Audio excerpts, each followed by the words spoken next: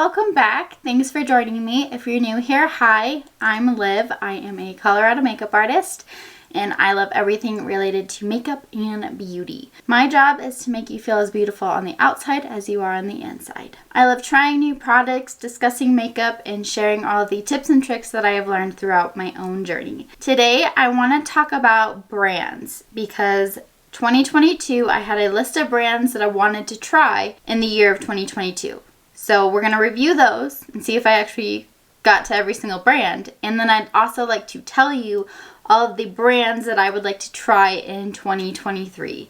I'm really excited to review what I had planned for 2022 and also create new goals for 2023. I just shared my 2023 goals and resolutions, so I figured let's keep with the theme and let's talk about the beauty brands that I would like to try. If this interests you, go ahead and hit that subscribe button. It means so much to me, and we'll get going.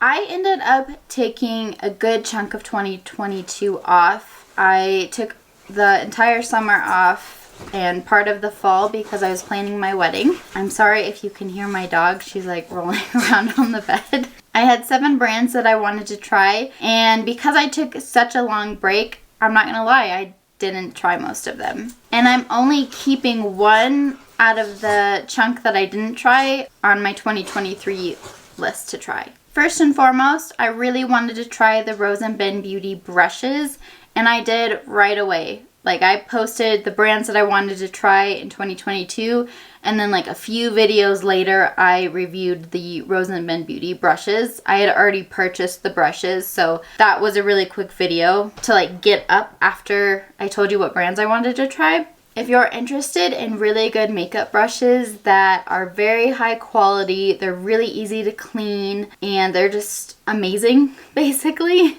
I would check out Rose & Ben Beauty. I don't know if you've seen them on my channel, but they are the ones with the wooden pattern on the handle. This is the C40, I believe. Nope, C41. This one is meant for blush and foundation and apparently dog hair. But I use it for all of the above. I've used it for bronzer, blush. Don't use it for highlighter. I think this brush is particularly a little too big. But they have face brushes and then they also have eye brushes. So if you're interested in really good quality brushes, check out Rose & Ben Beauty. So I did get to try that one fairly quickly. Put Danessa Myricks on my list, and there were specific products I wanted to try. I'm reading off my phone if you're wondering. Specifically, the products I wanted to try were the Balm Contour, the Vision Cream Cover Adjustable Foundation, and the Concealer, and the Infinite Chrome Flakes. I have a video trying all of these. Maybe you should just go watch that video. I like the Balm Contour. I still use that one. Other than that though, you should just go watch that video. I don't want to say mean things. Those products just didn't work for me, so I've got a full review up on my page from the springtime of 2022 if you want to know more about my experience with those products from Danessa Myricks. Since then though, like, I just purchased the Blurring Balm Powder. I really enjoy this product, so I just feel like some of those products are hit and misses. I'm not going to say it's a bad beauty brand because I know she's very popular. I also know she creates products for working makeup artists, so I'm not going to completely shun her. Just some of those products were not for me. But I did get to try her brand in 2022. Surprisingly, Makeup Forever was one of the brands that I put on my 2022 list. Specifically, I wanted to try the Ultra HD Matte Setting Powder. I don't like it.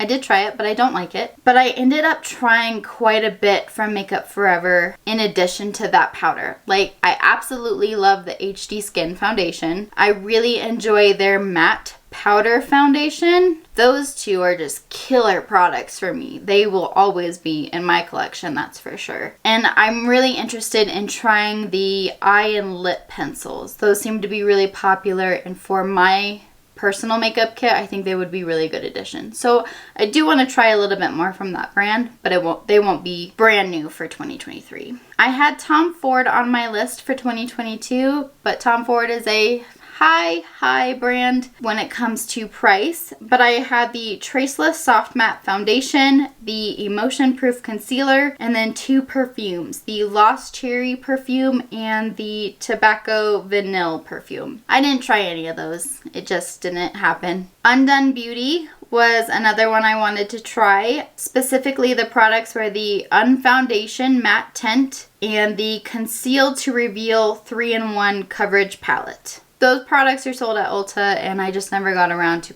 ordering them because I do know they're online only, but I did not get to try Undone Beauty. I do know that one is a little more drugstore price-wise. It's more affordable. So who knows, that one could end up being on 2023, but it is not on my specific list for 2023. I counted this next brand, but really it's Huda Beauty, but I put Glowish because I haven't tried any of the Glowish products. And specifically, I wanted to try the Glowish Soft Radiance Bronzing Powder and the Glowish Cheeky Vegan Blush Powder. I didn't try either of them. Currently, I'm more interested in their new release. It's like the Blurring Jam Primer. I've heard really good reviews on that. That's under Glowish too. So I'm more interested in that primer now than I am the bronzer and blush, but I didn't actually try anything from Glowish this year. And last but not least, I had Moira Beauty, and specifically I wanted to try the Lucent Cream Shadows. I was influenced by Rose from Rose & Ben Beauty on this particular product, but I never ended up placing an order. And Moira Beauty is actually the only brand that I didn't try from 2022 that I did move over to my 2023 list of brands to try. There's a lot to Moira Beauty, and it's an affordable brand, but I'm more interested in trying some of their powder products than these cream eyeshadows. Moira Beauty is definitely on my 2023 list. Alright, so my 2023 list of brands to try. I've never tried these brands, and I do have specific products that I'm interested in each of them, similar to my list from 2022.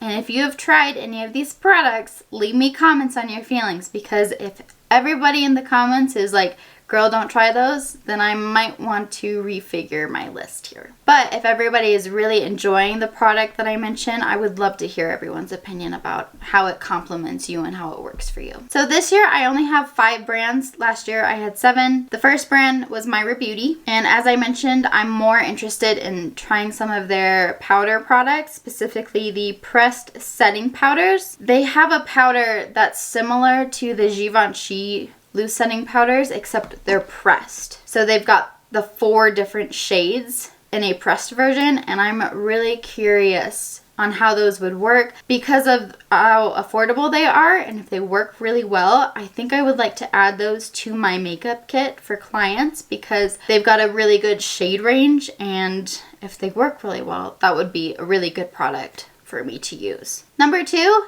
is RMS Beauty. I don't know how new this brand is, but I do know they released these Hydra powder blushes, and they look so pretty. They kind of look like they've got a little mixture of a highlight in them as well. If you're new here, I am in love with the M Cosmetics Heaven's Glow blushes because they're really similar. They're a blush, but they have enough glow to them where you can choose not to wear a highlight because you don't need it with the blush. So if the RMS blushes are similar to the M Cosmetic blushes, that is definitely going to be a good product for me. Okay, so Tom Ford was my high-end brand for 2022. So my 2023 high-end brand is going to be La Mer. I'm really interested in their foundation and their setting powder. The loose setting powder. I believe the pressed setting powder is actually discontinued. But currently, both the foundation and the loose setting powder are still on the Sephora website, and I've made it onto my loves list. I'm really interested in it, and I've heard some good reviews. Like, yes, outrageously priced,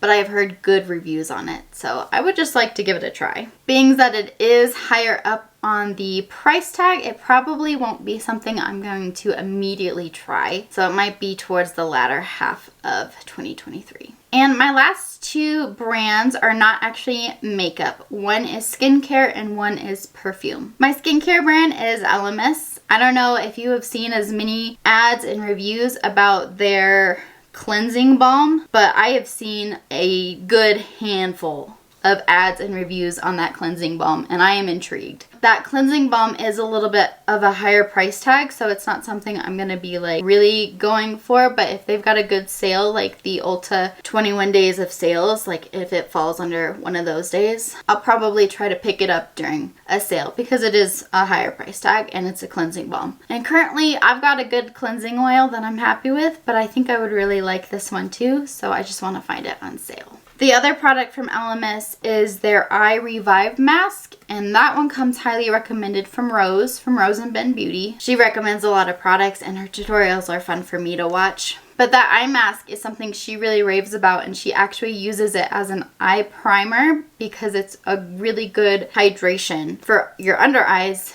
under makeup even. So that's how she uses it, and I'm really curious. So if that one's on sale too, I think I would pick both of those products up. And last but not least, the perfume that I want to try is the Fall Cashmere scent from Skylar. I was trying a lot of perfumes. Let me rephrase that. I was smelling a lot of perfumes while I was preparing for my wedding because I really wanted like a signature wedding scent. And this was one of the perfumes that I smelled while I was walking around Sephora. And I really liked it, but it was definitely a more fall vibe, and I was kind of looking for a more summery floral type of scent. And I know it's wintertime now, but I still haven't stopped thinking about that scent, the Fall Cashmere scent. Hopefully I can pick it up and really enjoy it this upcoming fall and see if it becomes like a signature scent for me. Okay, but those are the 5 brands that I want to try in 2023. Moira Beauty, RMS Beauty, La Mer, LMS, and Skylar. And I know not all of it's makeup, but I've got to explore a little bit, and why not do it this year? So I'm really excited, and I would love to hear if there are certain brands that you want to try in this new year, or if any of the brands that I am wanting to try, like if you have an opinion about them, please share with me. I want to know if they work for you or if I need to steer clear. But I'm like really jittery because I'm excited. So I hope you enjoyed this video. If you did, please give it a thumbs up. It helps me out so very much. Don't forget to ring the bell and hit all on your notifications. I try to be here twice a week. That's always my goal. And I can't wait to see you next time. So in the meantime, be natural, be beautiful, and be you.